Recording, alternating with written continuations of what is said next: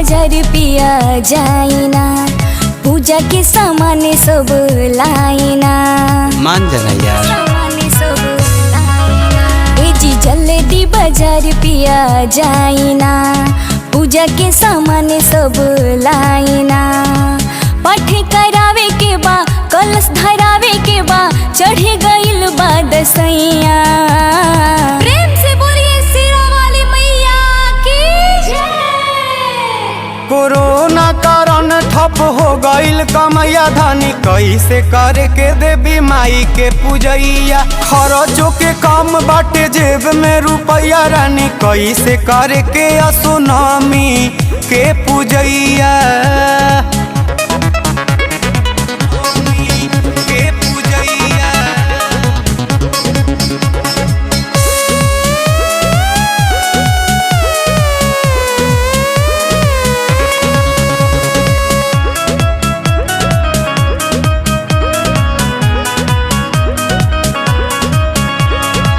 मनवा की ऐसी जनी मारी पिया, लाए सामनवा उधारी पिया।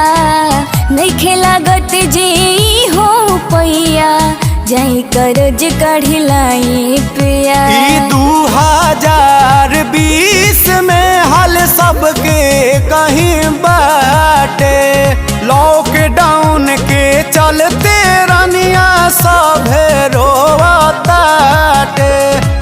साल ई कट जाई, दिनों लौटी, बाकी रोज आई है नहीं मैया। काहे जीत गइल बाड़ू? कोरोना के कारण ठप हो गइल कमैया धनी, कैसे करे के देवी माई के पूजैया। खर्चों के काम बाटे जेब में रुपया धनी, कैसे करे के असोनामी के पूजैया। प्रेम से बोलिए सिरा वाली मैया की जय।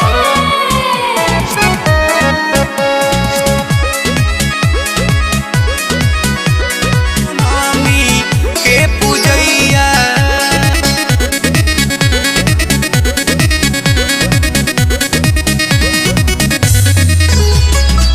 माई हई कल्याणी पिया, कही बिनीता सुहानी पिया।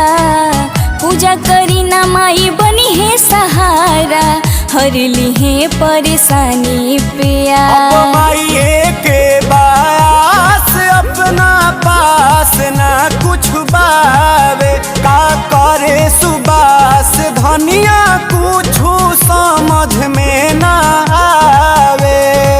रोआ कोशिश करी दिहे आशीष, देवी माई हो जाई है सहैया। परेशानी नु बा, कोरोना कारण ठप हो गइल कमैया धनी, कैसे करे के देवी माई के पूजैया। खर्चों के काम बाटे जेब में रुपया धनी, कैसे करे के असोनामी के